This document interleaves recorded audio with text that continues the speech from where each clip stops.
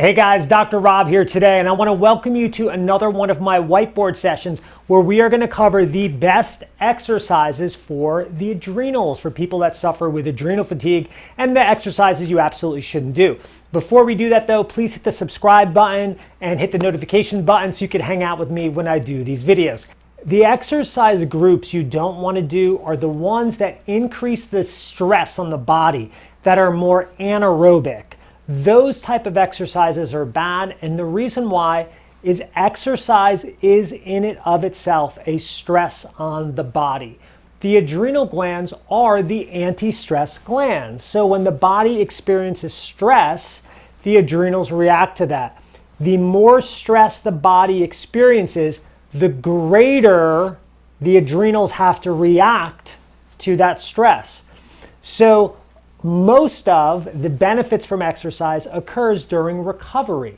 Well, if your adrenals are too overstressed and you stress them even more with exercise, you're not going to have a great recovery either immediately after or the next day after exercise. You could feel tired, you could feel just exhausted, lethargic, depressed, you could feel anxious, your appetite can increase, you could have food cravings, your sleep can worsen at nighttime. Isn't this an interesting one? Most people who exercise actually have improved sleep at night.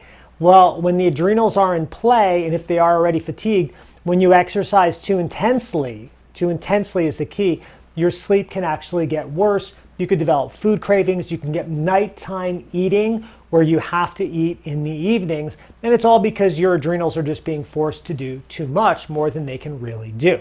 So let's talk about the no's. The exercises that are wrong really for adrenal fatigue, when a person's glands are really fatigued: heavy weightlifting, like really going in there and, sets of 8, 10, you're sore the next day. We don't want the body to be sore when adrenal fatigue is present.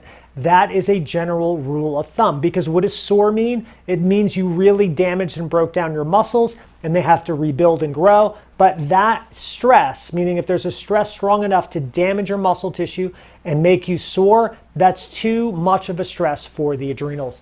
The second one, sprinting. So any sprinters out there, not when you have adrenal fatigue. Any runs really over about a mile, you can do a light jog for about a mile. Past a mile, you start to overstress the body in some cases. Now, if your adrenal fatigue is not that bad, you may be able to run a little bit longer. You want to run around kind of in the morning time, but not first thing in the morning. You want to give your glands a little bit to warm up. High intensity interval training. So what is that? That's like if someone was to, let's say, get on a stationary bike and pedal as fast as they could at a really high resistance for 30 seconds, and then pedal relaxed for like a minute or two, and then again really intense for 30 seconds, and then relax for a minute or two. Well, that's really good to do because it burns more calories, it increases growth hormone, but not if your adrenals are fatigued. If your adrenals are fatigued, again, it's too much of a stress on the gland and it actually weakens the gland and you don't really see the benefit of it. That's the big way you know if you're doing the wrong exercise.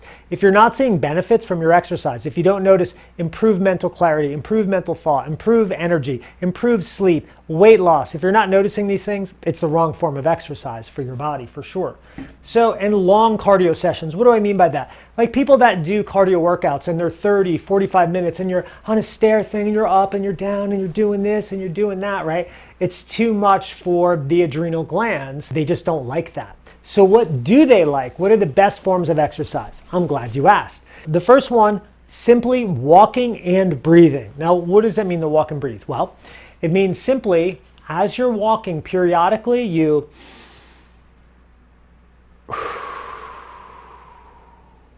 take deep breaths in through your nose, out through your mouth, maybe once a minute, twice a minute as you're walking. What does this do? It pulls oxygen deep into the lungs. As we oxygenate the body, we naturally reduce stress.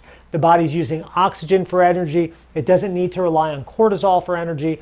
Very, very good thing. So walking and breathing are great, combining those two. Yoga naturally has breathing attached to it, but yoga is excellent.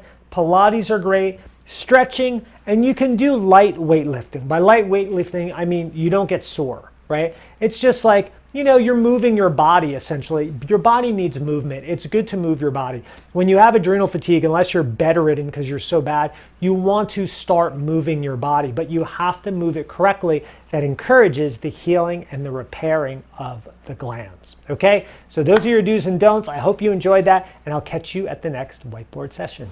See ya.